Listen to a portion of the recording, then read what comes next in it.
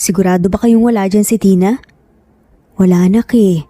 Sabi sa akin sa reception ay sumakay daw siya ng sasakyan papunta rito mga ilang oras nang nakalipas. Malungkot na sabi ng ina ni Mike. Napaisip naman si Mike. Wala naman silang naging away ni Tina at wala rin siyang ginawang mali. Nagtataka ito kung bakit ilang oras na ngang nakalipas ay wala pa rin ang kanyang pakakasalan. Noong last nga silang nagkita, hindi mawala-wala sa mga salita ni Tina ang pagka-excite sa nalalapit nga nilang kasal. Walang maisip na rason si Mike kung bakit hindi pa ito dinadalo sa simbahan ng kanyang bride-to-be. Umasa naman itong si Mike na baka may nangyari ngang kakaiba, ngunit wala naman itong naging balita. Nagulat na nga lamang ito nang biglang dumating sa simbahan ng dati nga niyang kasintahan na si Yumi. Wala nang kasal na magaganap. Iniwan ka na ni Tina para sa ibang lalaki. Sigaw nga ni Yumi. Kunot noong tinignan ni Mike si Yumi, nang narealize nga niya ang sinabi ni Yumi, ay tsaka lang ito nakagalaw at naglakad palapit kay Yumi. Marahas na hinawakan nga ni Mike sa magkabilang braso si Yumi at galit na nakatingin sa kanya. Mag-ingat ka sa lumalabas sa bibig mo, Yumi. Hindi ganyang klaseng babaeng pinili kong iharap sa altar. Sige nga, sabihin mo nga sa akin kung bakit wala pa siya rito. Nakita ko siya, Mike. Kitang-kita ng mga mata ko ang pagsama niya sa ibang lalaki. Pagpupumilit pa nga ni Yumi. Parang nawala ng gana si Mike sa lahat. Tahan-tahan niyang binitawan nga si Yumi at tumakbo palabas ng simbahan. Sinubukan naman itong habulin ni Yumi ngunit hindi nito nagawang habulin si Mike dahil sa pagsakay nito kaagad sa taxi. Pinalibutan naman ng mga bisita at pamilya nila Mike at Tina si Yumi para tanungin ang buong detalye sa pagsama ni Tina sa ibang lalaki. Kahit tanong kwento ni Yumi ay nahirapan nga silang lahat na maniwala sa mga sinasabi ni Yumi. Pero dahil yun lamang ang naging balita nila kay Tina, mula nang ito ay mawala, unti-unti na nga rin silang naniniwala. Nasira ang buhay ni Mike dahil sa hindi pagsipot ni Tina sa kanilang kasal. Hindi ito makapaniwalang kaya nga siya iwan ni Tina. Kahit na lahat ng taon nilang pagsasama ay puno ng kasiyahan. Nag-aaway man sila ngunit hindi pa rin nila magawang iwan ang isa't isa. Nahirapan si Mike na tanggapin ang lahat hanggang sa lumipas ang ilang buwan. At ilang taon, doon na nga lamang natanggap ni Mike ang katotohanan na iniwan na nga siya ng kanyang pinakamamahal na babae na si Tina. Naging malaking rason ang pagbangon muli ni Mike ay si Yumi na ni minsan ay hindi nga siya iniwan. Kahit na ano nga ang pagtataboy nito sa kanya. Yumi, sa totoo lang ay sobra akong natakot muling gawin to. Pero dahil sa'yo, lahat ng takot at pangangamba ay nawala. Tanging nasa isipan ko lamang ay ang iharap ka sa altar. Will you marry me? Oo naman, Mike. Mahal na mahal kita. Masayang pagsigaw nga ni Yumi. Muling sumaya si Mike sa piling ni Yumi pero may pangamba pa ring nararamdaman si Yumi. Dahil sa ilang taon na nga nila bilang magkasintahan ni Mike at ngayon ay kakasal na nga. Ni minsan hindi niya narinig na sabihin ni Mike ang mga salitang mahal siya ni Mike. Pero hindi na nga ito iniisip pa ni Yumi dahil ang importante sa kanya ay ikakasal na nga sila ni Mike. Dahil mahal na mahal niya ito. Sir, andito na po ang bagong katulong. Seryosong sabi ng katulong ni Mike. Tumango na nga lamang si Mike at tinayos na nga ang mga dokumento sa kanyang lamesa. Bumaba naman si Mike para makausap na ang bagong katulong. Nakaramdam naman ng awa si Mike nang makita ang bago niyang katulong. Punong-puno ito ng marka ng peklat sa kanyang mga balat. Halika, maupo ka. Seryosong saad nga ni Mike. Salamat po, sir. Anong pangalan mo? Ina po. So ikaw pala yung inirekomenda ng dati kong katulong. Kamusta na si Lola? Ayos naman po. Malakas pa rin po lalo na po ang kanyang bunganga. Natawa na nga lamang si Mike sa biro ng ina. Agad namang tinanggap ni Mike si Ina nang walang pangamba dahil sa hindi nga nito maintindihan na dahilan ay napakagaan ng loob nito sa bagong katulong. Iniisip na nga lamang ni Mike na dahil ito sa naawa nga siya sa naging lagay ng dalaga. Sa mga sumunod na araw ay nagtataka si Mike dahil lagi nga itong napapatingin sa lugar kung asan si Ina. Wala namang naging problema si Mike sa dalaga dahil masipag itong magtrabaho at malinis ito sa lahat.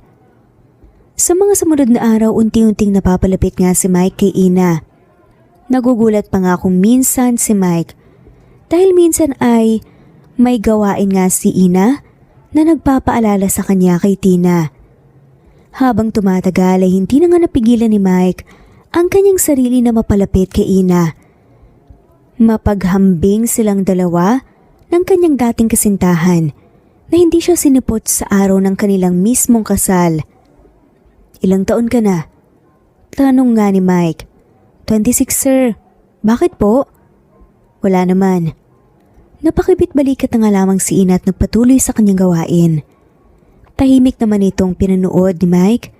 Napansin naman muli ni Mike ang mga sunog sa balat nga ni Ina. Pwedeng magtanong? Ano po yun sir? Anong nangyari dyan sa mga sunog sa katawan mo? Yung mga peklat mo? Hindi ko nga po alam eh. Ang sabi na lang sa akin ni Lola, nakita niya akong duguan sa damuhan. Wala ka ba talagang maalala? Kahit pangalan ko? Parang sinasaktan ang puso ni Mike nang narinig ang nangyari kay Ina. Sobrang nasaktan nito sa nangyari kay Ina, kahit hindi pa nga niya ito gaano kakilala. Isang araw ay may nakita nga si Mike na ibinibenta na piano. Agad naman niya itong binili at inuwi. Hindi alam ni Mike ang magpatugtog nga ng piano, ngunit noong pinili niya iyon ay parang may kakaibang saya nga itong nararamdaman. Hindi man napapansin ni Mike pero buhay na buhay pa rin ang presensya ni Tina sa kanyang buhay at pagkatao. Nang nakita naman ito ni Ina ay may kakaibang pakiramdam ito. Para siyang minamagnet papalapit sa piano. O Ina, anong ginagawa mo dyan? Nagtatakang tanong nga ng katrabaho ni Ina. Wala po. Kay sir po ba ang piano? Ngayon ka lang ba nakakita ng ganyang kalaking piano? Ang ganda, di ba? Iba talagang mga mayayaman.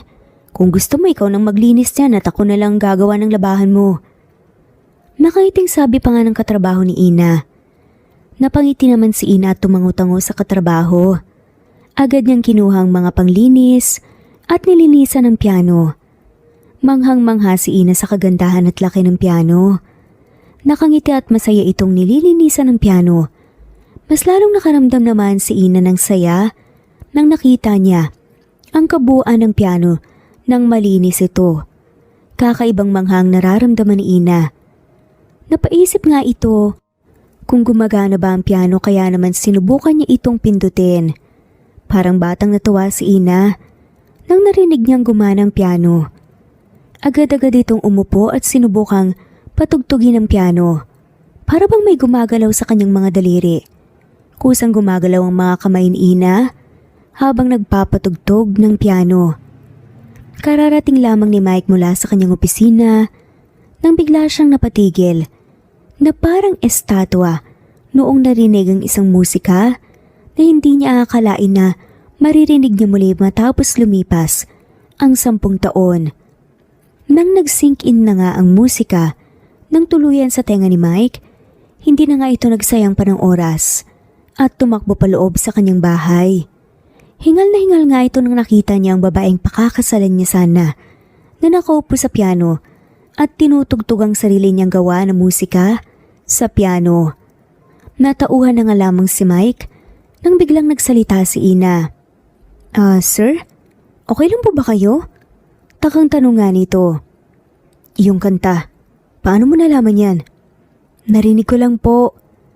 Hindi alam ni Ina kung bakit sobrang interesado si Mike sa kanyang tinugtog, pero dahil hindi nga niya naman alam kung paano niya malalaman ito o di kaya paano tumugtog ng piano, ay sinabi niya nga lamang niya na narinig niya ito. Kaya naman naisip na nga lamang kaagad ni Mike na baka sa lugar kung saan nga siya kinupkop ng dating katulong niya na si Lola. Andon si Tina. Alam mo ba kung saan mo banta narinig yan? O kaya kanino mo natutunan? Napakamot na nga lamang si Ina. Sa ano lang po, sa isang lugar na tinatambayan ko sa bahay nila Lola. Agad namang nagsisi nga si Ina sa kanyang pagsisinungaling. Bakas kasi sa mukha ni Mike na napaka-importante na malaman ni Mike kung saan niya narinig ang tugtog. Kinabahan naman si Ina, kaya agad itong gumawa ng rason para umalis sa harapan ni Mike. Pasensya na po sir kailangan ko na rin po kasing maglinis sa kusina. Sige, pumunta ka na doon. Nanginginig ang mga kamay ni Mike na tinawagan nga ang kanyang dating katulong na matanda. Nagtanong ito tungkol sa lugar na laging pinagtatambayan ni Ina. Ngunit walang alam ang matanda dahil wala itong makuhang impormasyon. Sa matanda, inutusan nga niya ang kanyang sekretarya na imbestigahan ang lugar na kung saan tumitira ang matanda at si Ina para mahanap lamang si Ina. Dahil sa pagdududa na nararamdaman ni Mike, ay binantayan niya ng mabuti si Ina. Hindi na lang nito alam na ang babaeng kanyang binabantayan ay unti-unting nakukuha ang kanyang loob. Andiyan na pala kayo sir, gusto niyo po bang ipagluto ko kayo? Tanong nga ni Ina. Sige, pwede mo ba akong lutuan ng pakbet? Sige po sir, masusunod. Madali lang yan sa akin dahil yan ang specialty ko. Pagkasabi nun ni Ina, ng laki naman ng mga mata ni Mike. Naalala kasi nito si Tina na sinasabi niyang specialty rin niya ang pakbet. Napakasarap ng luto ni Tina, kaya naging paborito nga ito ni Mike. Pilit na napangiti na nga lamang si Mike kay Ina.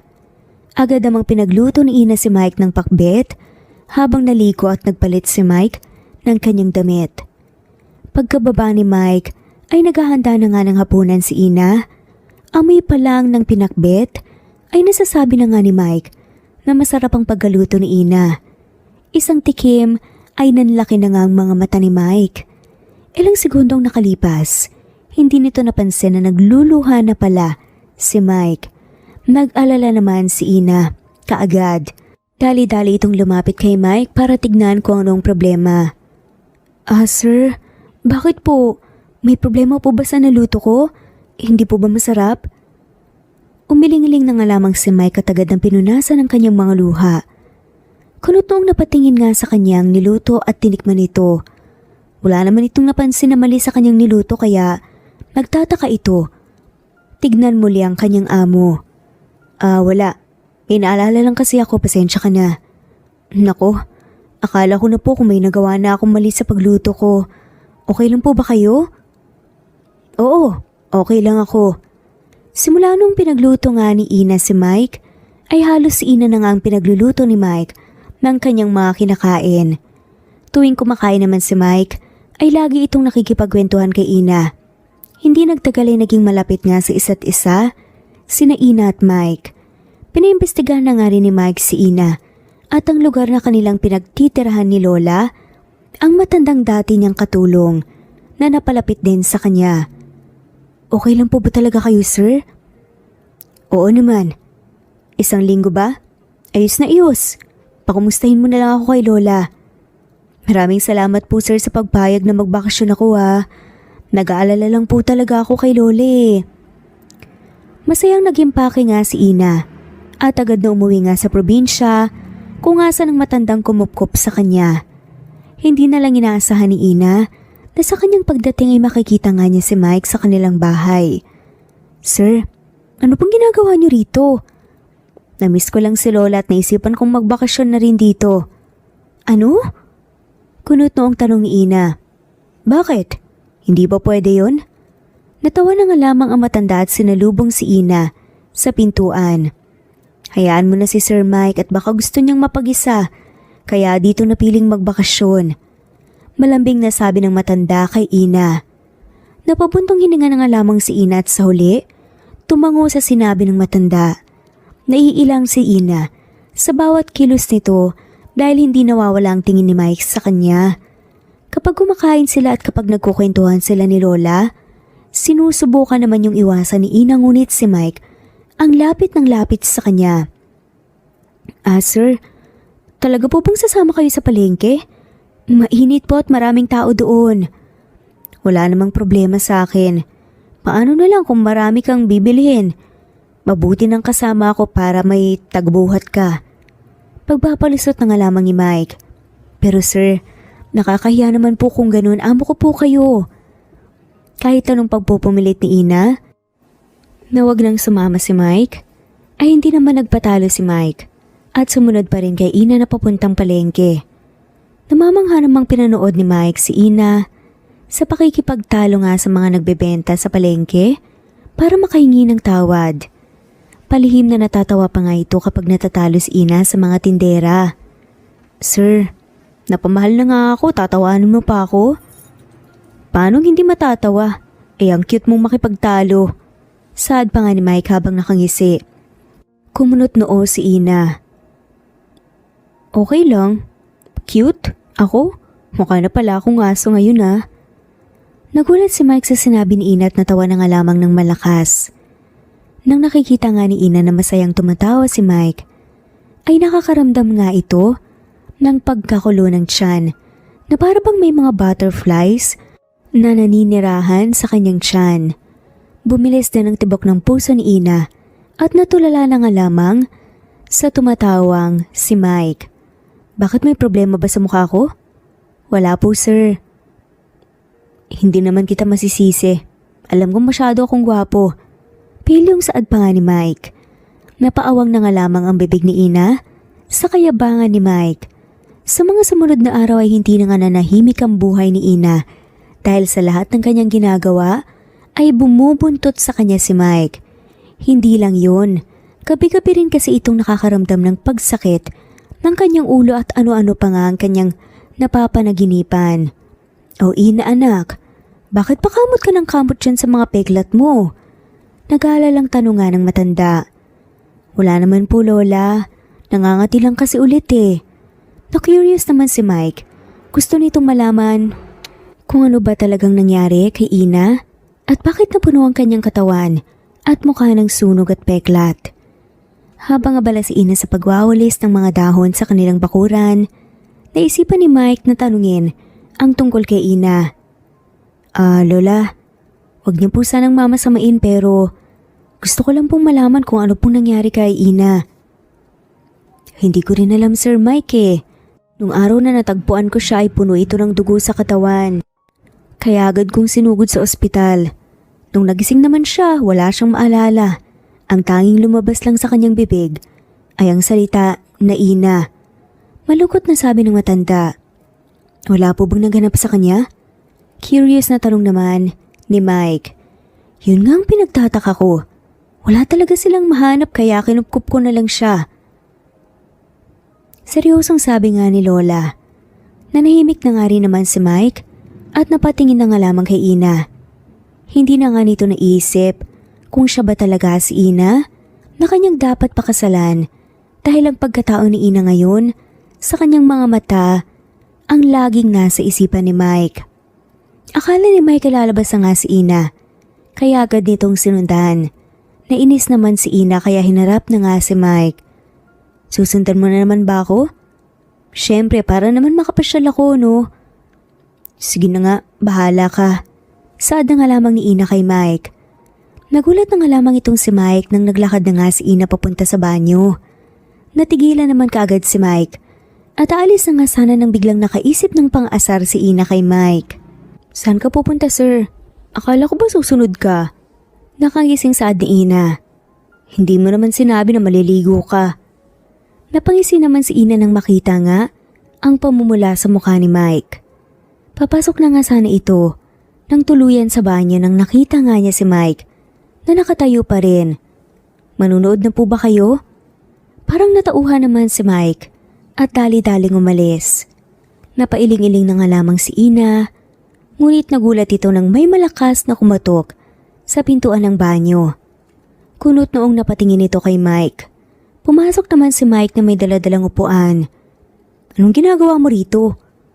Manunood. Kaya nga ako kumuha ng upuan . Sige na, maligo ka na. Nainis naman si Ina at kumuha nga ng isang tabong tubig. At itatapon na nga sana kay Mike nang bigla itong tumatawang tumakbo palabas ng banyo. Alam mo sir, ang manyak mo. Saad nga ni Ina. Aba, nagyaya ka tapos ako tong manyak? Umiling-iling na nga lamang si Ina at inilak nga ang pintuan ng banyo bago maligo. Nagpatuloy naman sa kakulitan ng dalawa. Lalong-lalo na ang pangiinis nga ni Mike kay Ina. Isang gabi ay bigla na nga lamang meron kakaibang panaginip si Ina. Ito ay kakaiba na kahit alam niyang panaginip ay naramdaman nga nitong totoong nangyari. Bakit ka nandito? Paano ka nakapasok rito? Hindi mo na kailangan malaman pa. Nakangising sabi ng lalaki habang binibilisan nga ang takbo ng sasakyan. Malalim na napahinga si Ina dahil sa takot na kanyang nararamdaman.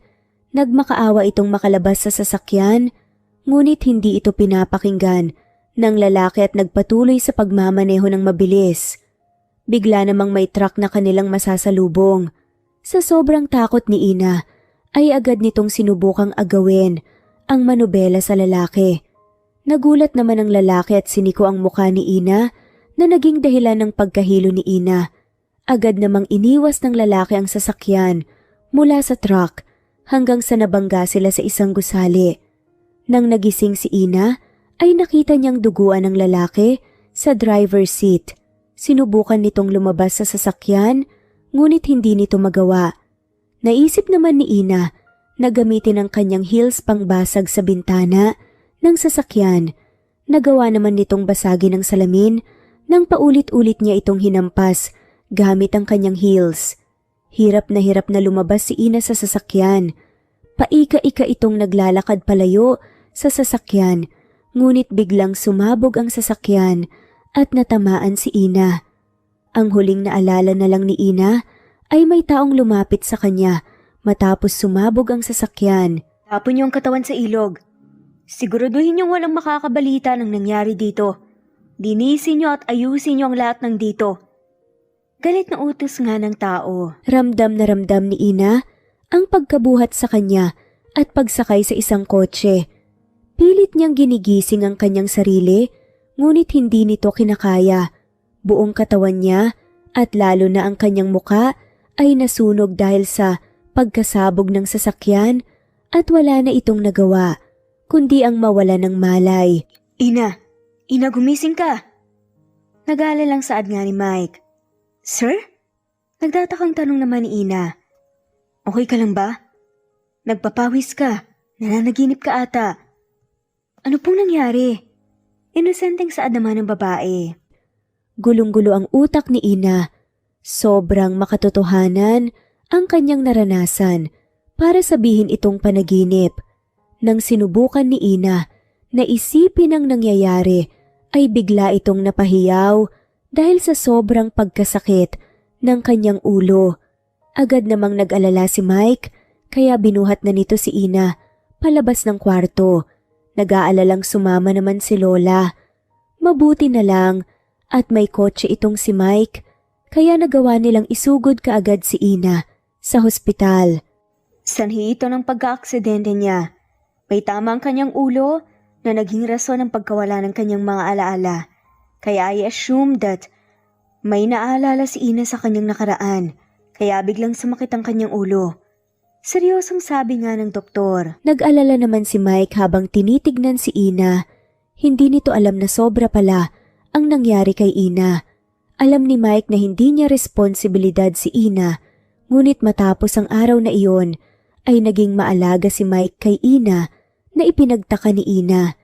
Dahan-dahan ka lang, baka madulas ka. Saad nga ni Mike. Sir, nasabihan ako ng doktor na hindi ko po dapat gawin. Tsaka nabigla lang po ang utak ko kaya ganun pero hindi ko napipilitin isipin ang mga bagay na magbibigay lang sa akin ng sakit sa ulo. Kaya pwede po ba? Saad naman ni Mike.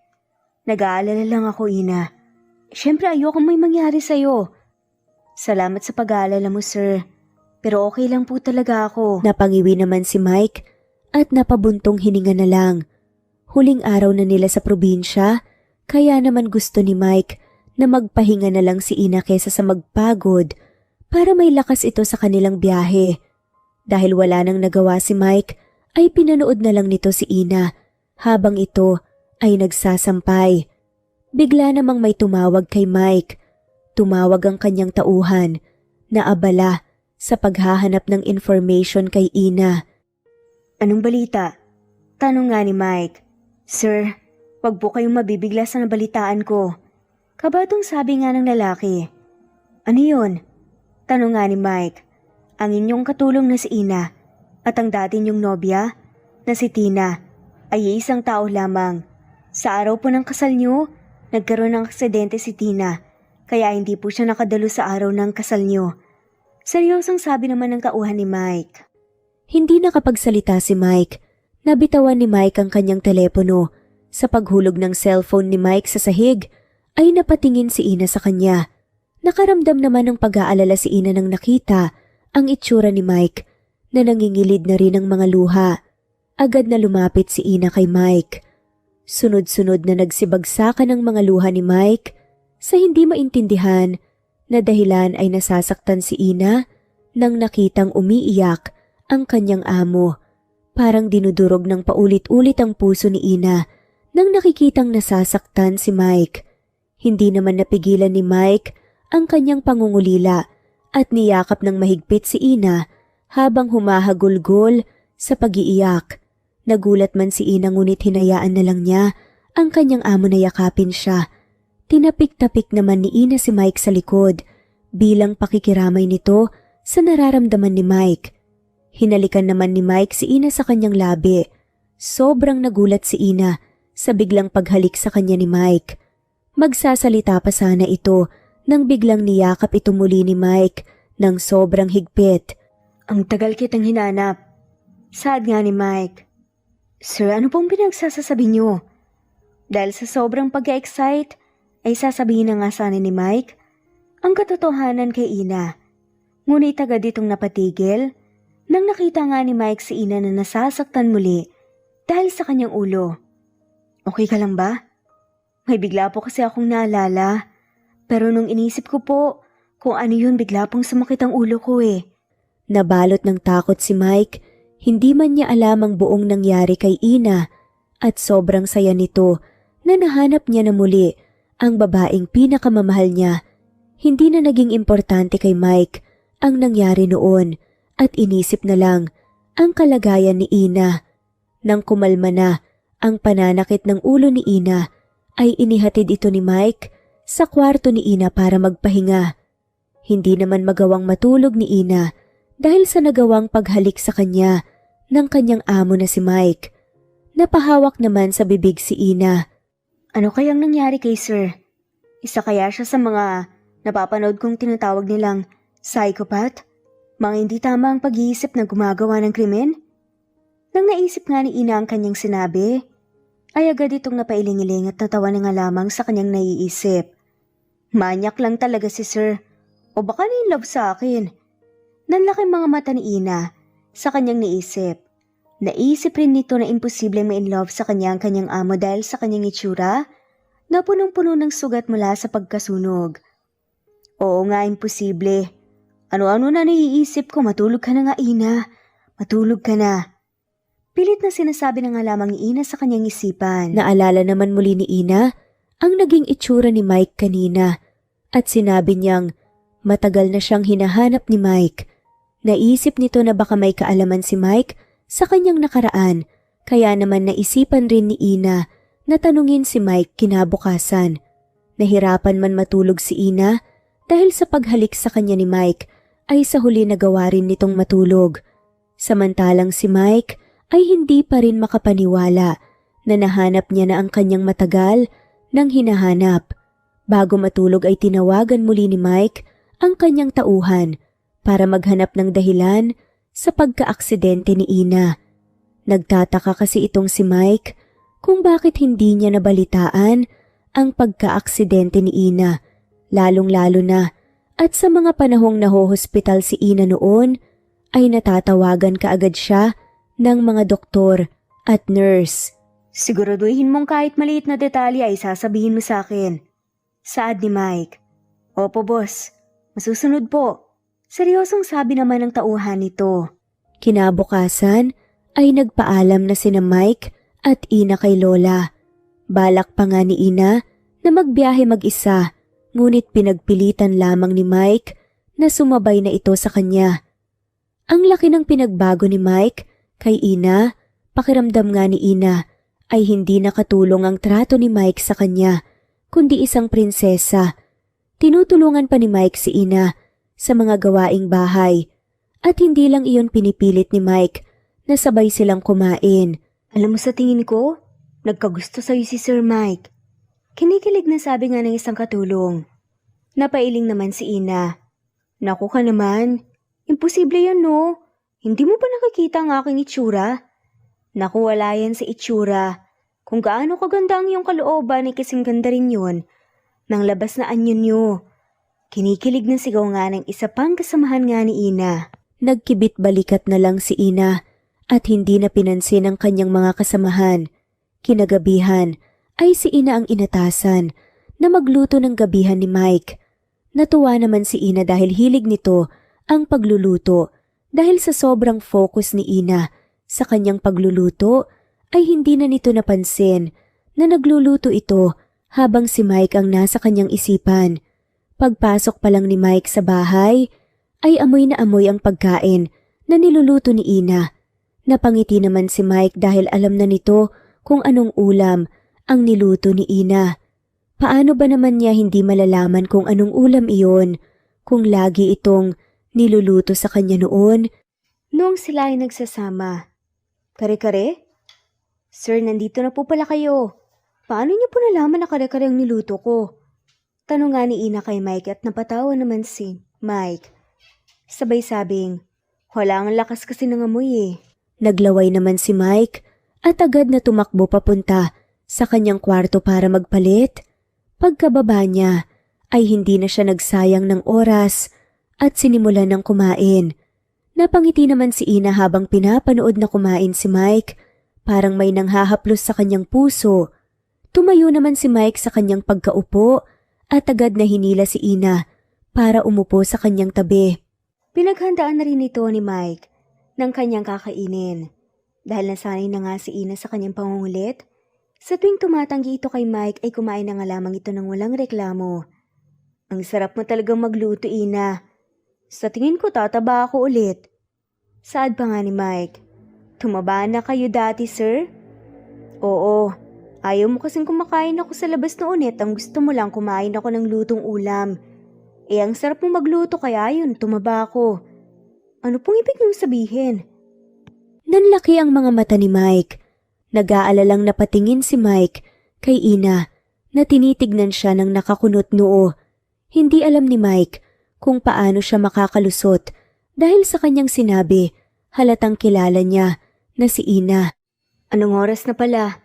Kailangan ko nang magpahinga, salamat sa pagluto mo. Saad nga ni Mike.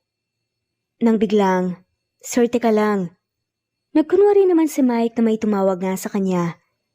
Alam naman ni Ina na nagkukunwari lang ito dahil nakita niyang screen ng phone ni Mike. Sir, nakalak pa po yung phone niyo. Napakamot na nga lamang sa batok si Mike dahil sa sobrang pagkapahiya. Tumakbo na nga lamang ito sa kanyang kwarto at nagtatatalon-talon dahil sa sobrang inis. Para siyang teenager. Hindi ka nagtadahan-dahan, Mike. Ano ba? Baka mamaya mapaisip na naman si Ina na biglang sumakit ang ulo. Inis na sigaw nga ni Mike sa kanyang isipan. Samantalang si Ina naman ay nakangiting naguhugas ng plato. Naalala niya ulit ang pagkataranta ni Mike kanina na naging dahilan ng kanyang pagtawa. Hindi ka pa rin nagbabago. Nakangiting bulungan ni Ina sa kanyang sarili. Sa totoo lang niyan ay noong umaga, kung kailan sila nagbiyahe pabalik sa syudad, ay nagising ito sa sobrang pananakit ng kanyang ulo na kahit man lang sumigaw ay hindi niya nagawa. Doon ay bumalik lahat ng kanyang alaala at naging malinaw na lahat ng mga pangyayari sa kanyang isipan. Mas pinili na lang ni Ina na ipagpatuloy ang kanyang pagpapanggap upang mahanap at malaman ang taong naging dahilan ng kanyang pagkaaksidente. Mga sumunod na araw ay laking taka na lang ni Mike kung bakit nag-iba si Ina sa kanya. Kung dati ay si Mike ang nangungulit kay Ina, ngayon naman ay si Ina na ang nangungulit kay Mike. She likes me not. She likes me not. Paulit-ulit na saad nga ni Mike. Ano ginagawa mo dyan, sir? Napahiyaw ng malakas si Mike nang biglang nagsalita si Ina sa kanyang likuran. Nagpipigil naman ang tawa si Ina nang nakita ang nakakalat na mga bulaklak na pinagpipitas nga ni Mike. Huwag ka namang nanggugulat ng ganyan, Ina. Sir, uso pa pala yan sa edad mo? Ano ka dyan? Ano lang, sinusubukan ko lang kasi bored ako. Pagdadahilan ni Mike. Napakunot noo si Ina. Bored ka? Wala kang magawa, ikaw, sir? Oo, bored lang. Ang kulit mo naman eh. Agad na nilinis ni Mike ang kalat na kanyang nagawa sa pagpipitas ng mga halaman. Bigla naman itong tinawag ni Ina papunta sa likod ng kanyang mansyon. Napakunot noo naman si Mike nang nakita ang ilang basket ng damit na nag-aantay na maisampay. Kinakabahan na napatingin si Mike kay Ina. Since bored ka naman, sir. Panimula nga ni Ina at pagputol naman ni Mike. Don't tell me. Yup, pwede mo ba akong tulungan? Puno ng pagrereklamo nga si Mike. Natawa na nga lamang itong si Ina dahil kahit anong reklamo ni Mike, ay tinutulungan pa rin siya nitong magsampay. Huling pagkakakilala ko, boss. Ako rito. Nung asa kinalola tayo, nagkukusa ka tapos ngayon nagrereklamo ka? Saad nga ni Ina. Oo na, ito na nga nagsasampay na. Sagot naman ni Mike. Galit ka ata, sir eh. Hindi. Hindi ka ba masaya? Tanong ni Ina. Masaya, syempre, bakit? Kasi nakakasama mo ko. Ay, kinikilig siya. Natawa naman ng malakas si Mike sa banat nga ni Ina. Nakaramdam naman ng inis si Ina dahil sa tawang nakakalait nga ni Mike. Do me a favor, and wag ka na ulit bumanat. Hindi mo bagay. Eh di wow, irap ni Ina. Patuloy sa pagtawa si Mike dahil sa hindi ito tumigil sa pagtawa ay naghanap ito ng insekto. Nang nakahanap ng insekto ay agad niyang ibinato kay Mike. Nagulat naman si Mike kung ano ang ibinato sa kanya ni Ina. Pagkatingin nito sa kanyang damit ay nanlaki ang kanyang mata at nagpanik dahil sa insekto. Sa lahat kasi ng kanyang kinakatakutan at pinandidirian ay insekto ang number 1. Kaya grabe na lang ang kanyang paghiyaw at pagpanik noong nakita niyang may insekto sa kanyang damit at alam na alam ito ni Ina. Tawang-tawa naman si Ina dahil paikot-ikot na takbo ni Mike sa lugar kung saan sila nagsasampay. Kaya pala hindi kita makontak, dito ka lang pala, nakikipaglandian. Mataray na sabi nga ni Yumi. Nanigas naman ang buong katawan ni Ina nang narinig ang boses ni Yumi. Hindi niya inaasahan na magkikita nga sila muli ng dating kasintahan ni Mike. Yumi? What are you doing here? Bakit hindi na ba ako pwedeng pumunta rito, ha? Taas kilay na tanong pa nga ni Yumi. Hindi naman sa ganun. Anong ginagawa mo dito kasama ang katulong mo? Mataray na saad pa nga nito. Nandidiring tanong ni Yumi habang tinitignan ang mga peklat sa katawan ni Ina na kanyang nakuha mula sa sunog. Yumuko na lang si Ina at agad na nagpaalam para umalis. Naiilang na bineso ni Mike si Yumi. Simula kasi noong nakilala niya si Ina na bago niyang katulong at ngayon pa na nakumpirma niya na siya ang babaeng dapat niyang pakakasalan na si Tina ay nawala na sa kanyang isipan si Yumi na kanyang fiancé. Pero seriously, anong ginagawa mo rito? Matapang na saad naman ni Mike. Tinatanong mo talaga yan? Hindi kita mahagilap for days, Mike. Siyempre normal lang ata na magtaka ako, hindi ba? Babe, tsaka kailangan na nating mag-proceed sa pagpe-prepare ng ating kasal. Nakangusong sabi nga ni Yumi. Oo nga pala. Sorry, at nabaon lang sa trabaho. Saad na nga lamang nito. Napabuntong hininga na lang si Yumi at hinalikan si Mike sa kanyang labi. Nagulat naman si Mike dahil sa kanyang pagkagulat ay natulak niya palayo si Yumi sa kanya. Pakiramdam kasi ni Mike ay niloloko niya si Ina sa paghalik niya. Napakunot noon naman si Yumi, ilang taon na ang nakalipas ay hindi pa rin siya tinatanggap ng buo ni Mike. Kailan ba ako magtitiis, Mike? Galit na sigaw nga ni Yumi. Gusto ko lang ikasal muna tayo. Then please cooperate. Hindi habang buhay kaya kong magantay. Inis at masungit na sabi ni Yumi. Magsasalita pa sana si Mike nang biglang tinalikuran ito ni Yumi at umalis. Hindi naman ito nagawang habulin ni Mike dahil para sa kanya ay mali ang kanyang ginagawa at unfair iyon para kay Yumi. Pagkalabas ni Yumi sa bahay ni Mike ay dali-dali itong sumakay sa sasakyan niya. Tinawagan naman ni Yumi ang kanyang tauhan habang bakas sa kanyang muka ang kanyang galit. Hindi mo pa ba nahahanap ang katawan ng babaeng yun? Galit na sigaw ni Yumi sa kanyang kausap. Hindi pa po, ma'am. Hirap talaga kaming hanapin ang katawan eh. Natatakot na sagot naman ng tauhan ni Yumi. Siguraduhin niyong mahahanap ninyo ang katawan niya. Hindi ako matatahimik hanggang hindi ko nakikita na wala si Tina. Galit na sigaw pa nga ni Yumi. Sabi kasi si inyo, ma'am, itapon na sa ilog tapos ipapahanap niyo? Nagugulhang sabi naman ng tauhan ni Yumi. Sumunod ka na lang sa inuutos ko. Galit na sigaw nga muli ni Yumi at binaba na nga ang telepono. Ibinato ni Yumi ang kanyang cellphone sa sahig ng sasakyan. Hindi niya aakalain na sa isa niyang pagkakamali ay masisira lahat ng kanyang plano. Paano naman kasi hindi kakabahan at magiging desperada itong si Yumi kung nagkatanggap siya ng balita na buhay pa ang pinakamamahal na babae ni Mike. Naging kampante kasi si Yumi nang nakita niyang napuno ng dugo ang buong katawan ni Ina noong pinasabog niya ang sasakyan na sinakyan ni Ina papunta sa kasalanan nila ni Mike, kaya pinatapon na lang niya ito sa ilog.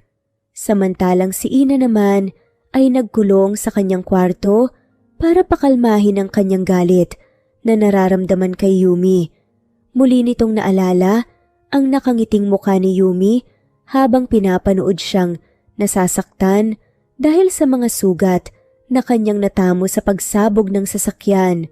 Nakaramdam ng pagkati sa mga balat si Ina, kumakati ang kanyang mga sugat na mas lalong nagpaalala sa kanya ng sakit na kanyang dinanas. Huminga ng malalim si Ina at kumuha ng kanyang jacket. Hindi nito namalayan na madilim na pala sa labas. Naisipan ni Ina na mag-ikot-ikot para mahanginan nang bigla niyang nakita si Mike sa kanyang veranda na nakatingin sa malayo. Bakas sa mukha ni Mike ang paglalim ng kanyang iniisip. Iniisip ni Mike kasi kung paano niya ititigil ang kung ano ang mayroon sa kanila ni Yumi. Napansin naman ni Mike sa ibaba si Ina. Nginitian naman ito kaagad ni Ina. Bakit gising ka pa? Tanong nga ni Mike. Taritsang sada man ni Ina. Iniisip kasi kita. Sinasabi ko talaga sa iyo, Ina, tigilan mo ang kababanat mo ng ganyan. Nakakakilig eh. Kunwari ka pa dyan, sir, pero tignan mo, daig mo pa ang isang kamatis sa pamumula. Hindi namamalikmata ka lang kasi gabi na. Pagdadahilan ni Mike. Natawa na lang si Ina at nagpatuloy sa kanyang paglalakad. Natutuwa nga ito dahil sa isang pag-aasaran lang nila ni Mike ay agad na kumalma ang kanyang nadarama. Hindi kasi kayang kalimutan ni Ina ang nangyari sa araw ng kasal nila ni Mike.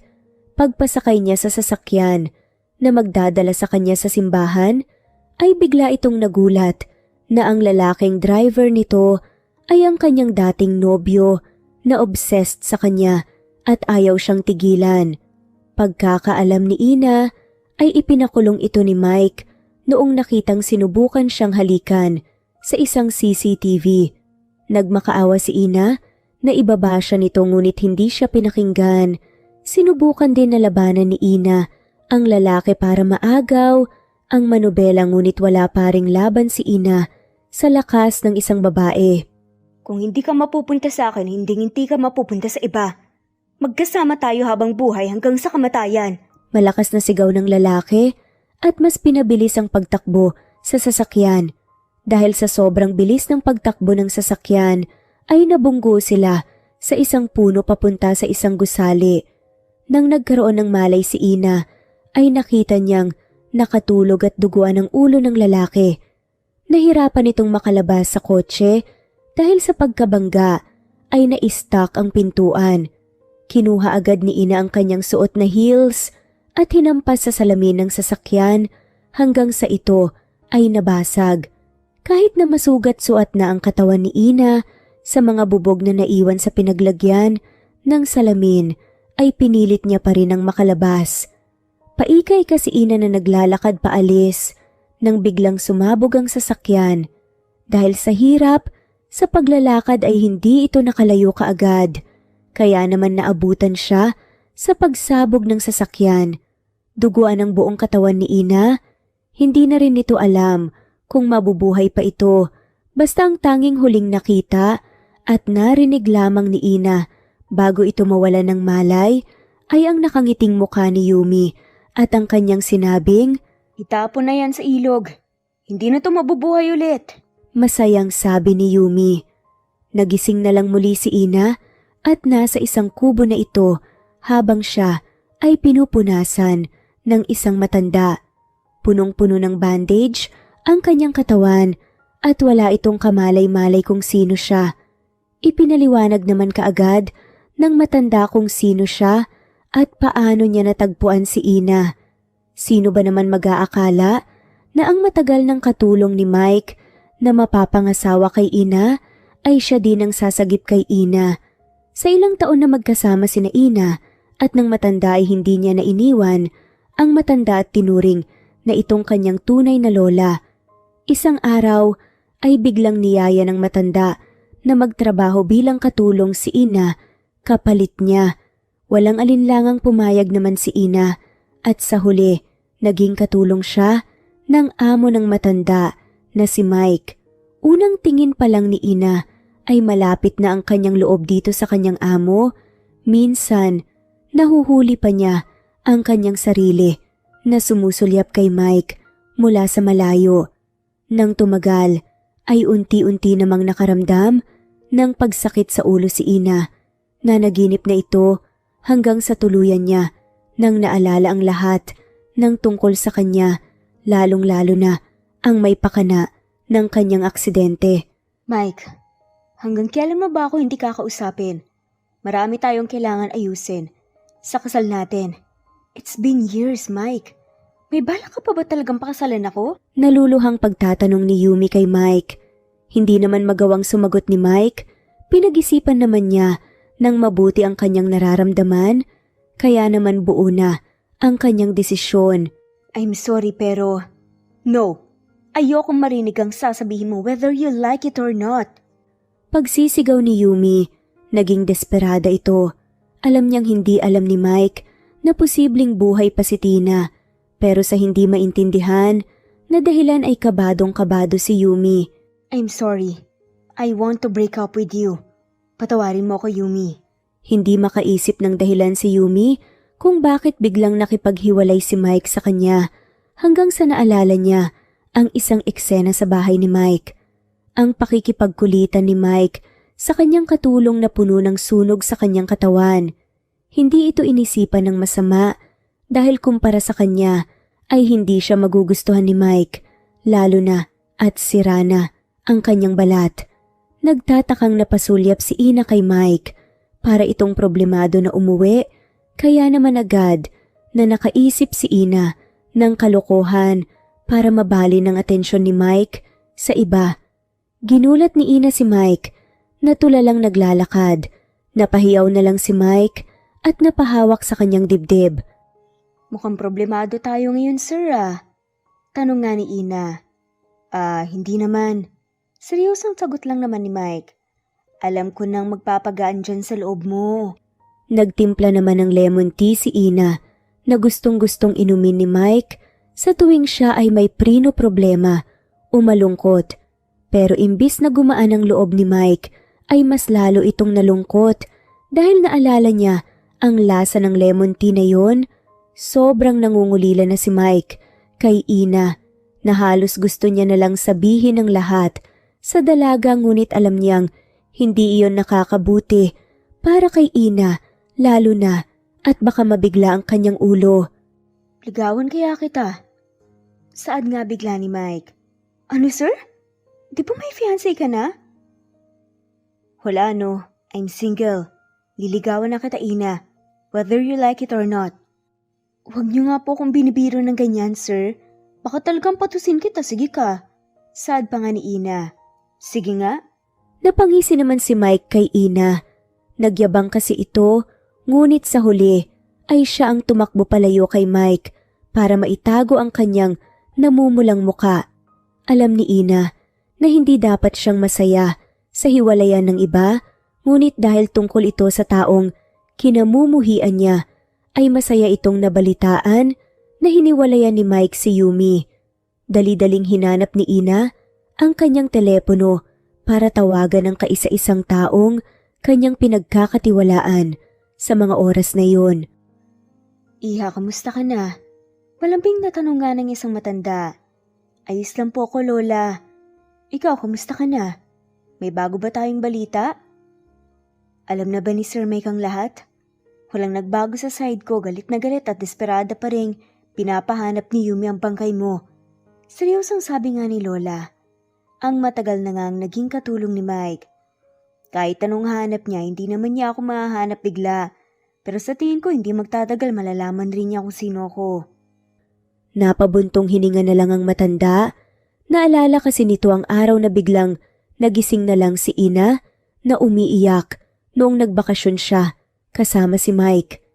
Hindi na kinailangan tanungin ng matanda kung anong nangyari dahil alam niya sa mga oras na yon na nagsibalikan na ang mga alaala ni Ina. Humingi ng tawad si ang matanda dahil isa siya sa dahilan ng kanyang pagkaaksidente. Noong kwinento naman ni Lola kung paano siya naging alipin ni Yumi, ay hindi nagawang magalit ni Ina, kundi nagpasalamat na lang ito sa pagsagip ng kanyang buhay. Sabi kasi ni Yumi na gusto niya lang manood ng hindi niyo alam bilang pamamaalam niya kay Sir Mike. Akala ko parehas lang yun ng pagsubaybay niya ng mga gawain ni Sir. Hindi ko alam na may pinaplano na pala siyang mali. Nung narinig ko ang usapan ni Yumi at ng kanyang tauhan, agad akong tumakbo sa lugar kung saan naganap yun. At agad kitang kinuha sa ilog noong nagsialisan sila. Pagpapaliwanag nga ni Lola kay Ina nung bumalik nga ang kanyang mga alaala. Hindi nagtanim ng galit si Ina, kundi niyakap ang matanda. Buong pusong nagpasalamat. Noong tinanong ng matanda ang plano ni Ina, ay agad na nagdesisyon ang matanda na tumulong. Kaya naman lagi nang nakikipag-communicate ang matanda kay Yumi para sumagap ng impormasyon. Hindi na lang inaasahan ni Ina na napabilis ang lahat ng kanyang plano noong sumugod si Yumi sa bahay ni Mike. Wala naman si Mike sa mga oras na yon para protektahan siya, ngunit lakas loob na hinarap pa rin ni Ina si Yumi dahil sa alam niyang hindi pa alam ni Yumi na siya si Tina, ang babaeng minsan niya nang sinubukang patayin. Ikaw ang dahilan kung bakit kami naghiwalay. Isang katulad mo hindi mawari kung anong itsura. Iniwan ako para sa isang katulad mo? Nagwawalang pagsigaw nga ni Yumi. Ma'am, hindi ko po alam ang sinasabi ninyo. Isa lang po kong katulong dito. Sada nga lamang ni Ina. Inis na lumapit si Yumi kay Ina. Kwinelyuhan niya ito at halos umusok na ang kanyang mga ilong sa sobrang galit. Napalunok naman sa kaba si Ina. Iniisip nito kung ilalabas niya na ba ang kanyang totoong pagkatao o hindi. Hindi pa nakakapag-isip nang maayos si Ina ay napansin na ni Yumi ang balat sa dibdib ni Ina. Kunot noong binitawan ni Yumi si Ina. Bigla nito naalala ang itsura ni Tina noong nasabugan siya ng kotse. Duguan na nakahiga habang tinitignan siya. Punit-punit ang mga damit at may balat ito sa dibdib. Nanlalaki ang mga mata ni Yumi na tinitignan ng mga peklat sa katawan ni Ina. You! Bakit? Bakit buhay ka? Nauutal na sigaw pa nga ni Yumi. Pilit na inayos ni Ina ang kanyang pagkatayo, patagong binuksan rin nito ang kanyang cellphone para mag-record ng kanilang pag-uusap ni Yumi. Dahil sa gulat at pagiging desperada ni Yumi ay hindi nito napansin ang pagkalikot ni Ina sa kanyang cellphone sa bulsa. This can't be. Hindi pwedeng mangyari to. Bakit? Naplano ko ng maayos ang lahat. Hindi makapaniwalang pagwawala ni Yumi habang sinasabunutan ng sarili. Bakit, Yumi? Ikaw bang dahilan kung bakit ang obsessed na lalaking yon ang naging driver ko? At hindi lang yun, sumabog pa ang sasakyan na sinasakyan ko. Oo, ako. May magagawa ka ba dun? Isa kang tinik sa relasyon namin ni Mike. Galit na sigaw nga ni Yumi habang dinuduro-duro. Ako pa talaga ang naging tinik? Bakit mo ba pinipilit ang sarili mo kay Mike? Wake up! Ilang taon na akong nawala, pero hanggang sa pagiging engaged lang ang narating mo? Shut up! Manahimik ka! Ikaw ang may kasalanan nito! Desperadang sigaw ni Yumi. Magsasalita pa sana si Ina nang biglang nagsisigaw ng paulit-ulit si Yumi. Napapatayin niya si Ina at sisiguraduhin niyang susunugin niya na ang kanyang bangkay para hindi na maulit ang kanyang pagkakamali noong tinangka niya ang buhay ni Yumi. Napangiti naman si Ina dahil nakuha niya na ang gusto niya. Mas lalong nainis si Yumi at binilisan ang paglapit kay Ina hanggang sa sinabunutan niya na ito. Nanlaban naman si Ina at hindi nagpatalo. Isinisigaw rin nito ang kanyang hinanakit dahil sa ginawa ni Yumi sa kanya. Ilang taon kang nawala sa amin ni Mike. Dahil lang sa'yo, desperada ka, Yumi. At ako, kamusta sa akin? Ilang taon nang pinaghirapan ko at napunta lang sa wala. Inis na sigaw pa nga ni Yumi. Susugod na sana si Yumi nang biglang dumating si Mike at sumigaw. Galit na galit itong naglakad papalapit kay Ina at sinuri ng mabuti ang kanyang katawan. Nandilim naman ang paningin ni Mike noong nakita niyang may dugo sa pisngi ni Ina. Galit na hinarap ni Mike si Yumi. Bakit mo to ginagawa kay Ina? Napangisi naman si Yumi. Hindi pa rin kasi nito alam na ni Mike na si Tina ang kanyang katulong. Na ang bago niyang katulong ay ang babaeng inakala niyang iniwan siya sa ibang lalaki na yun pala ay naaksidente. Nakakaawa ka? Na-in-love ka sa taong hindi mo naman kilala ang tunay na pagkatao. Nakangising sabi ni Yumi. Natawa naman ng malakas si Ina at nagulat pa nga si Mike at nagtaka sa biglang pagtawa ng malakas ni Ina. Kaysa naman sa nagkagusto ka sa babaeng inakala niyang anghel, yun pala isang demonyo. Demonyo na tinangkang patayin ang kanyang mapapangasawa sana. Nanigas naman ang buong katawan ni Mike at dahan-dahan na napatingin kay Yumi. Hindi man nito alam kung ano ang nangyayari at ang mga sinasabi ni Ina. Ngunit sa mga oras na iyon ay may kakaiba siyang naramdaman kay Yumi. Yun ay galit. Anong ibig mong sabihin? Tanong nga ni Mike. Siya ang dahilan kung bakit naging ganito ang aking itsura. Siya ang dahilan kung bakit hindi natuloy ang kasal natin. Siya ang dahilan kung bakit hindi ako nakarating sa simbahan at hindi dahil tinangay ako ng ibang lalaki. Kundi kagagawa niyan ng kasalukuyan mong fiancé sa dati mong mapapangasawa sana. Saad ni Ina. Halong sakit at galit ang makikita sa ekspresyon ni Mike. Hindi niya inakala na ang babaeng inaya niya ng kasal ay siya rin ang dahilan kung bakit nawala sa kanya ng ilang taon ang kanyang pinakamamahal na babae. Pero nang na-realize ni Mike na naalala na lahat ni Ina ang kanyang nakaraan, ay agad nitong hinarap si Ina at hinawakan sa magkabilang balikat. Kamusta ka? Kamusta ang ulo mo? May masakit ba sa'yo? Nahilo ka ba? Sunod-sunod at nag-aalalang tanong nga ni Mike. Nangilid ang mga luha ni Ina. Sa kabila ng lahat ay si Ina pa rin ang inuuna ni Mike. Napasigaw naman ng malakas si Yumi dahil sa sobrang galit. Tatakbo na sana ito paalis ng bahay ni Mike nang biglang pumasok si Lolo sa loob ng bahay at pinahuli si Yumi sa mga pulis. Huwag niyo akong hawakan. Babayaran ko kayo. Huwag niyo akong kunin, magbabayad ako. Paulit-ulit na pagsigaw ni Yumi habang inihila siya ng mga pulis. Kahit anong sigaw ni Yumi at pagmamakaawa sa mga kapulisan ay hindi ito pinakinggan. Nadaan naman sa korte ang pakikipaglaban ni Ina kay Yumi.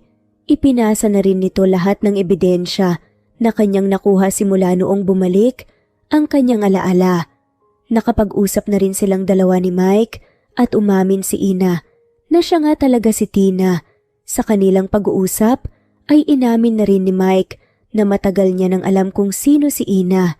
Sa tingin mo ba hindi ko man lang makikilala ang babaeng pinakamamahal ko? Tanong nga ni Mike. Sa isang pangungusap ay napahagulgol sa pag-iiyak si Ina. Sobrang saya nito na sa huli ay bumalik rin ito sa piling ni Mike.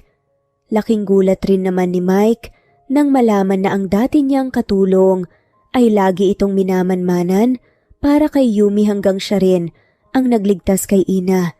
Katulad ni Ina ay hindi ito nagtanim ng galit, kundi buong pusong nagpasalamat.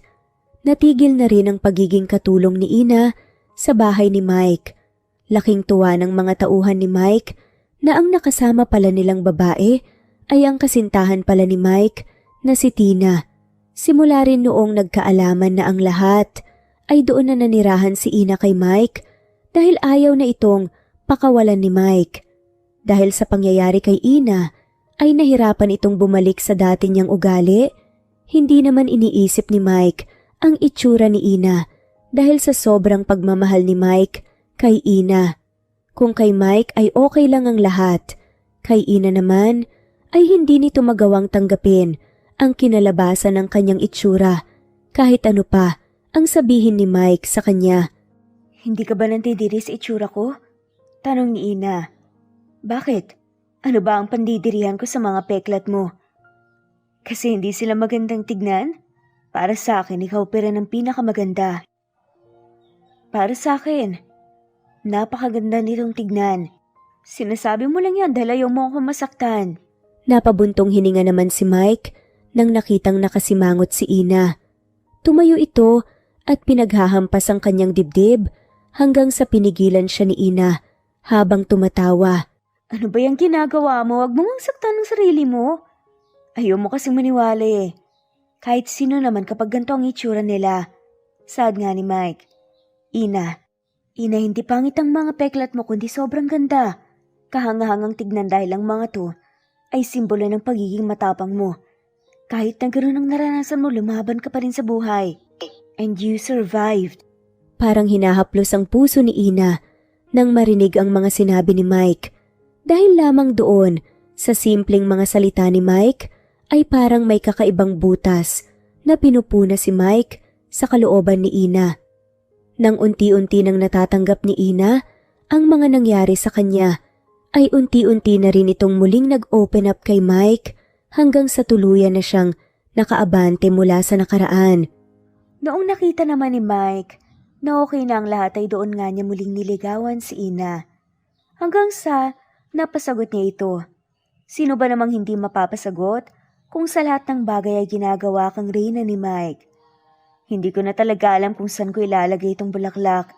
Kada kauwi mo kasi, may bulaklak kang dali. Hindi mo ba tinatapon? Paano ko naman itatapon kung galing sa'yo? Paano kapag nasira, anong ginawa mo? Napangisi naman si Ina at tinayang nga si Mike sa kanyang kwarto. Agad na napatakip nga si Mike at kunutong tinignan si Ina. Nagtataka ito kung bakit siya niyaya ni Ina sa kanyang kwarto. Hoy Ina, kahit anong pagmamahal ko sa'yo, hindi pa ako handa ulit sa mga bagay na yan ha. Bigyan mo naman ako ng oras na makapag-prepare. Huwag yung gusto mo. Sabak niya agad. Malakas sa hampas nga sa likod nga ang natamo ni Mike. Mula nga kay Ina dahil nga sa mga pinagsasasabi nito. Natawa na nga lamang ng malakas si Mike nang nakita ang pamumula sa mukha ni Ina. Huwag mo ang baliktarin ng sitwasyon. Ikaw ang manyakis sa ating dalawa, hindi ako. Diyos ko, hindi ko maintindihan, hindi nga ako binigyan ng babaero ng Diyos. Binigyan naman ako manyakis. Natawa na lang ng malakas si Ina at Mike. Patuloy silang naglakad papunta sa kwarto ni Ina. Napaawang naman ang dibdib ni Mike nang nakita kung ano ang nangyari sa kwarto ni Ina. Ang mga bulaklak na ibinibigay ni Mike sa tuwing siya ay uuwi ay nakadikit lahat at nakahilera sa kanyang pader na para itong picture frame. Amoy rin ang bango ng mga bulaklak sa pagpasok mo ng kwarto ni Ina. Wow, Ang unique ng picture frame ko, no? Wala nang space, oh. Maawa ka naman. Saad ni Ina. Hindi ko akalain na lahat ng bulaklak na binigay ko, hindi mo pala tinapon. Wala pa to sa collection ko dati. Talaga ngayon yung punong-puno. Pati mga libro ko, punong-puno ng petals. Malawak na napangiti si Mike habang pinagmamasdan ang mga bulaklak na nakikita niya na nakadikit sa mga pader. Para sa kanya ay napakaswerte niya at ang babaeng minahal niya ay isang katulad ni Ina. Ilang buwan ang nakalipas ay tuluyan nang nakabalik sa dati si Ina na parang wala na lang sa kanya ang nangyari noong nakaraan tungkol kay Yumi. Samantalang si Mike naman ay kahit na nagpatuloy ang relasyon nila ni Ina ay hindi pa rin nito tinigilan si Ina at niligawan ito araw-araw.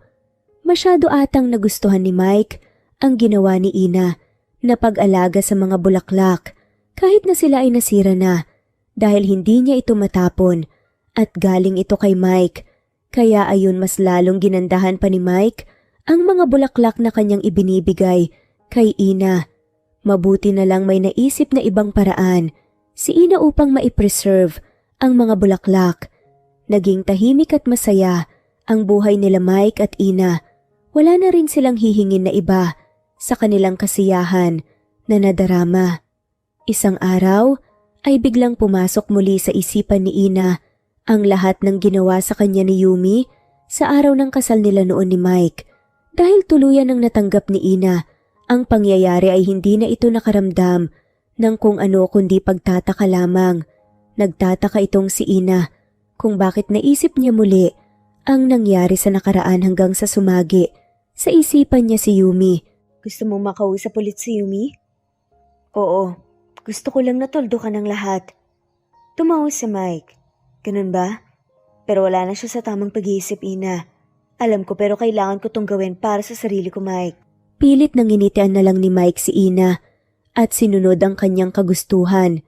Pinilit din naman ni Ina na mag-isa niya na lang ang pumunta para makampante naman itong si Mike ay ipinasama niya ang kanyang bodyguard para madagdagan ang bodyguard ni Ina. Pinuntahan naman kaagad ni Ina si Yumi sa address na binigay sa kanya ni Mike. Hindi na ito nagulat nang dumating si Ina sa lugar ay mental hospital ang napuntahan ni Yumi. Habang naglalakad papalapit si Yumi kay Ina, na hawak-hawak ng mga nurse sa magkabilang kamay ay makikita mong wala na sa tamang pag-iisip si Yumi at saan-saan na lamang nakitingin. Pero noong nakita niya si Ina ay agad na dumiretso ang kanyang paningin at sinugod si Ina. Mabuti na lang at matibay ang salamin na nakaharang sa kanilang gita dahil isang cubicle ang pinasukan ni Yumi at Ina para makapag-usap, hindi face to face. Andito ka ba para pagtawanan ako? Andito ka ba para ipamukha sa akin na dito ako habang ikaw, habang buhay na makakapiling si Mike? Nanlaki mga mata at puno ng galit na pagtatanungan ni Yumi kay Ina. Malawak at matamis na ngiti ang iniharap ni Ina kay Yumi. Mas lalong ikinagalit ni Yumi ang pagngiti ni Ina, kaya naman paulit-ulit niyang pinaghahampas ang salamin hanggang sa pinigilan na siya ng kanyang mga nurse at nasasaktan niya na ang mga kamay niya. Yumi, kung siguro nagawa mong tanggapin ang lahat at naging masaya na lang para kay Mike, hindi ito mangyayari sa'yo. Hindi mo alam, hindi rin alam ni Mike na kahit sinong babae na pandumating sa buhay niya, wala nang makakahigit pa sa aking pagmamahal. Mariin na saad ni Yumi. At yung pagmamahal na yan, ang sumakal kay Mike. Alam mo, umamin sa akin si Mike na noong nawala ako ay nagawa niyang tanggapin yon dahil meron ka sa kanyang tabi. Na minahal ka rin naman niya, pero sa sobrang pagmamahal mo, ay hindi niya magawang huminga at gusto na nga lamang niyang kumawala. Kunot noong napatingin si Yumi kay Ina, bakas sa kanyang ekspresyon ng sakit. Hindi kasi na-realized at naramdaman ni Yumi ang pagmamahal mula kay Mike dahil sa nakafocus ito sa sarili niyang nararamdaman. Buong akala ni Yumi ay hindi man lang siya binigyan ni Mike kahit kaunting pagmamahal, ngunit nagkakamali siya. Agad na bumalik lahat ng mga ginawa ni Mike kay Yumi kung saan pinaparamdam niya ang kanyang pagmamahal. Doon ay humagulgol sa pag-iiyak si Yumi dahil sinayang niya ang oportunidad dahil lamang nahibang siya sa sarili niyang pagmamahal. Paalam, Yumi. Huwag kang mag-alala. Mamahalin ko ng tama si Mike. Hindi gaya ng ginawa mo. Hindi man katulad ng pagmamahal mo kundi mamahalin ko siya ng totoo at aalagaan ng tama. Hindi naman na sumagot si Yumi at patuloy sa pag-iyak. Iniyak na lamang ni Yumi. Sa araw na kanilang pag-uusap ni Ina ay doon na luminaw ang lahat kay Yumi at tinanggap na hindi talaga sila para sa isa't isa ni Mike. Lumawak naman ang ngiti ni Ina nang pagkalabas niya. Hindi bodyguard ang sumalubong sa kanya, kundi isang Mike na nakasandal sa kotse at nakangiti sa kanya ang sumalubong. Napangiti rin naman ng malawak si Ina dahil sa tuwa at tumakbo papalapit sa kanyang pinakamamahal na lalaki. Noong una ay ayaw ipagalaw ni Ina ang kanyang mga peklat, ngunit sa huli ay naisipan nitong alisin na ang lahat. Iniisip kasi ni Ina na para tuluyan na siyang makalimot sa nakaraan ay magpapasurgery ito para maibalik ang kanyang dating itsura. Natakot naman si Mike, ngunit sa huli wala rin ito nagawa dahil sa kagustuhan ni Ina, nagpaiwan na lang si Ina ng mga iilan na peklat kung saan hindi laging nakikita bilang patunay ng kanyang pag-survived. Araw-araw na akong nahuhulog sa'yo. Pero ngayon parang sasabog na ang puso ko sa sobrang ganda mo. Sad nga ni Mike. Namula naman ang buong mukha ni Ina. Kinabahan kasi ito at baka hindi na magustuhan ni Mike ang kanyang tunay na mukha o kaya makita na mas gusto ni Mike ang kanyang malinis na mukha kesa sa puno ito ng peklat. Bumilis ang tibok ng puso ni Ina at napangiti nang nakitang walang nagbago sa pagtingin ni Mike sa kanya na puno ng pagmamahal kundi parang nadagdagan lamang ito. Ilang taon nang nakalipas pero bolero ka pa rin. Sad nga ni Ina. Hindi nagsasabi lang kaya ako ng totoo. Naku Mike, luma na yan. Tumatawang sad nga ni Ina. Akala ko nga nakakita ako ng anghel sa ganda mo eh. Natawa naman si Ina sa pagiging opay ni Mike at ganun din si Mike. Napakasaya ng dalawa. Habang tumatagal ang pagsasama nila Mike at Ina, ay mas lalong naging buo ang loob ni Mike na kunin muli ang kamay ni Ina sa isang kasal. Nilabas nga ni Mike si Ina at nagpunta sila sa mga lugar na napuntahan na nga nila noon. At sa mga lumipas na buwan na muling pagsasama, hindi ko inakala na lahat pala ng lugar na napuntahan natin at lahat ng nangyari doon ay naalala mo pa. Saad nga ni Ina.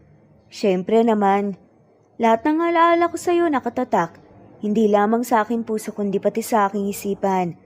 Siyempre, lalong-lalo na nung bago tayo nagkahiwalay. Kunot noong napatingin naman si Ina kay Mike dahil sa pagtataka sa kanyang sinabi. Lumapit naman si Mike at binulong kay Ina ang mga panahon na nagsasama sila sa iisang kama. Namula ang buong mukha ni Ina at pinaghahampas ang kanyang nobyo. Natawa na lang si Mike at tumakbo palayo kay Ina. Oops, iniisip niya rin. Namimiss mo na rin ba? Tanong nga ni Mike. Halika nga rito. Hampasin ko yung bunganga mo hanggang sa mamagay at hindi ka na makapagsalita pa. Saad ni Ina. Ayoko. Parang batang nangaasar si Mike habang si Ina naman ay tumatawang sinisigawan si Mike habang hinahabol-habol ito hanggang sa tuluyan na silang napagod.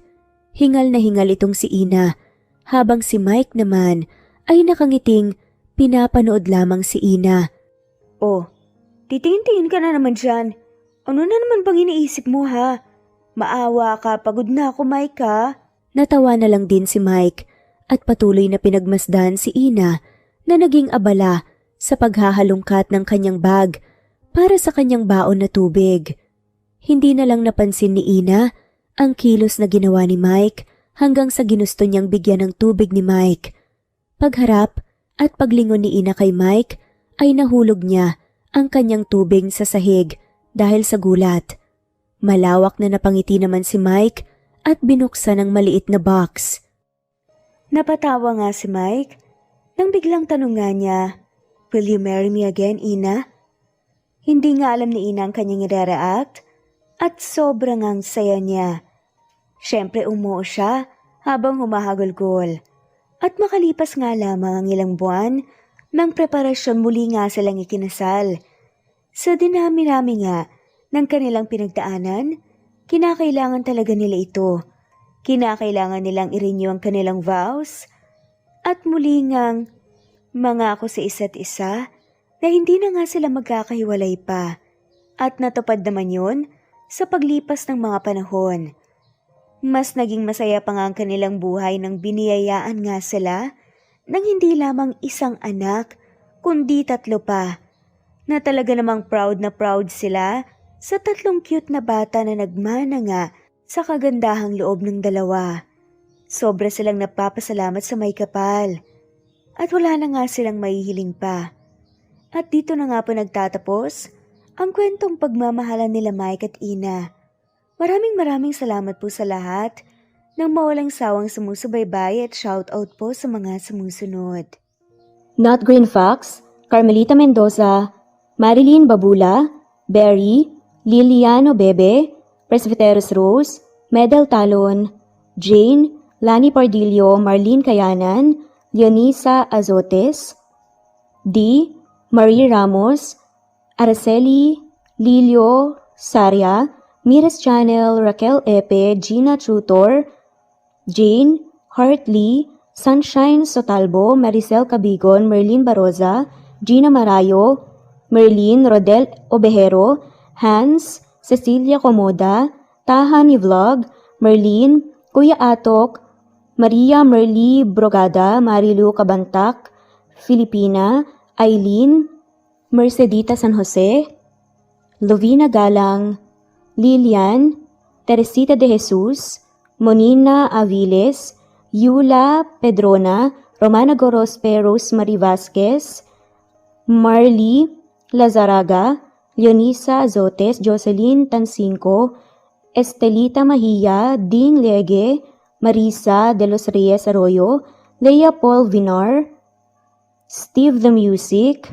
Rain, Presbyteros Rose, Ostonalito, Alexa Ani, Matea Estrera, Agustina, Onaba Cogin, Jessica Vargas, Celine, Merlilin, Baroza, Annie Hoson, Elimana Lili, Mercy Villantes, Eli Evangelista Anderson, Eli Bitasolo of Italy, Ann Mariano, Fredelisa de Guzman, Carmencita Falcon, Merlin Bravo, Cecilia Ramos, Evangeline Zamora, Edralina Gatchoan, Marites Nitura, Agustina Niceto, Marian, Ann Aliflor, Lily Roda Barcial, Alma Ebdao, Minda Tandok, Flores, Melinda Sano, Thelma Mora, Juliet Panlilio, Edna, Elvie, Delia, Fenavares, Sally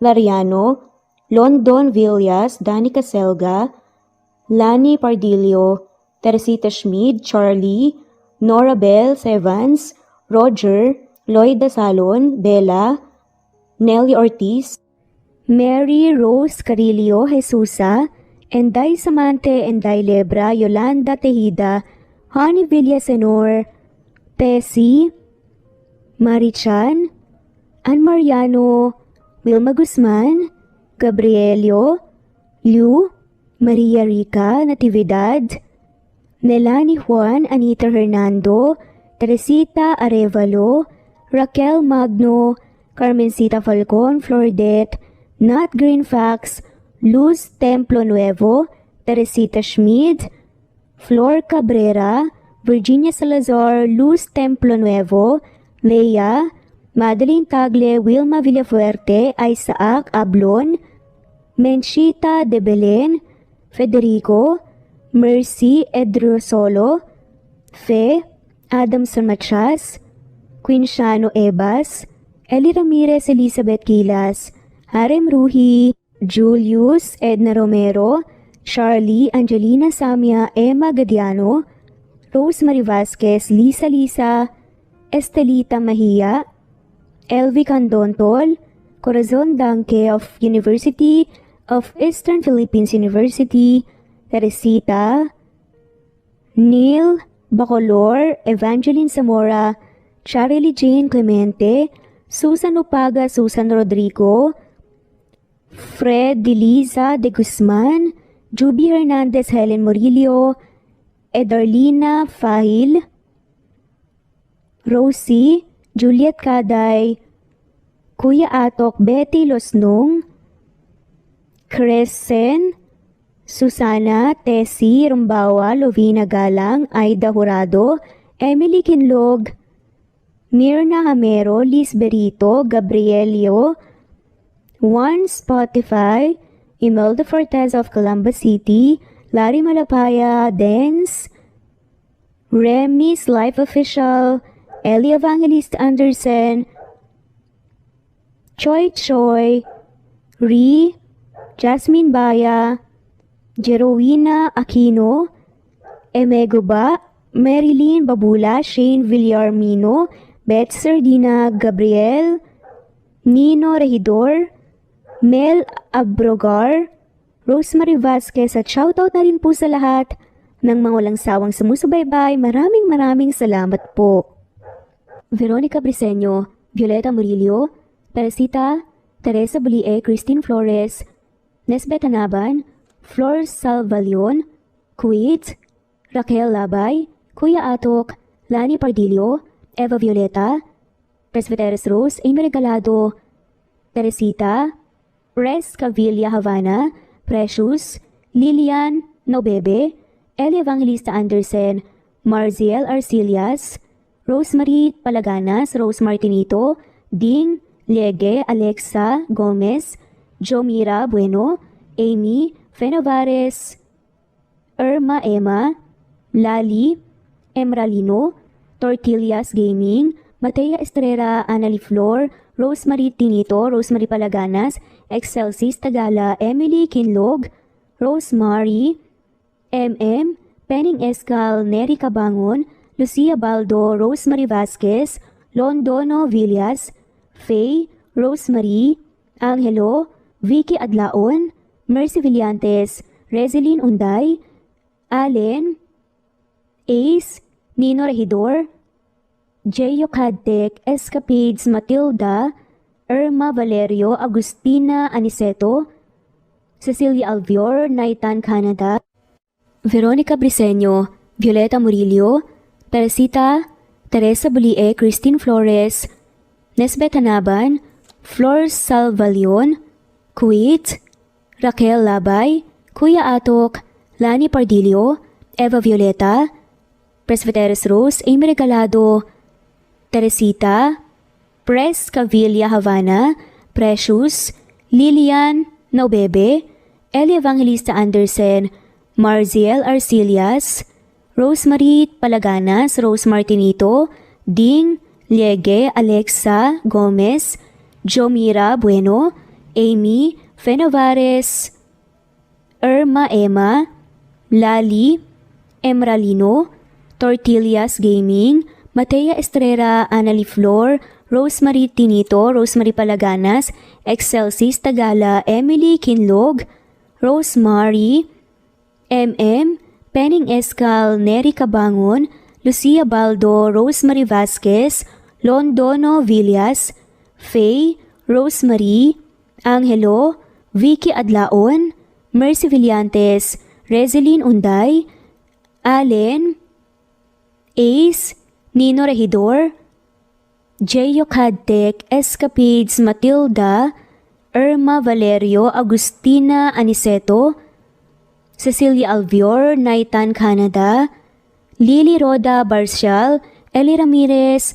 Doris Day Pangan, Lynn Lee of Macau, Reyes, Rebecca Tezuka, Noel Macero, Rizalina Credo, Mitchie Karch, Romel Carion, Juliet Panlilio, Lynn, Merly Lynn, Zenny Marion, Benoni Anya Lucas from Bacolod City, Merlina Aparata, Annalyn Nantes, Flordette, Lorena Utod, Faye Anita Hernando, Roach Ann Rodriguez, at shoutout na rin po sa lahat ng mga walang sawang sumusubaybay. Maraming salamat po.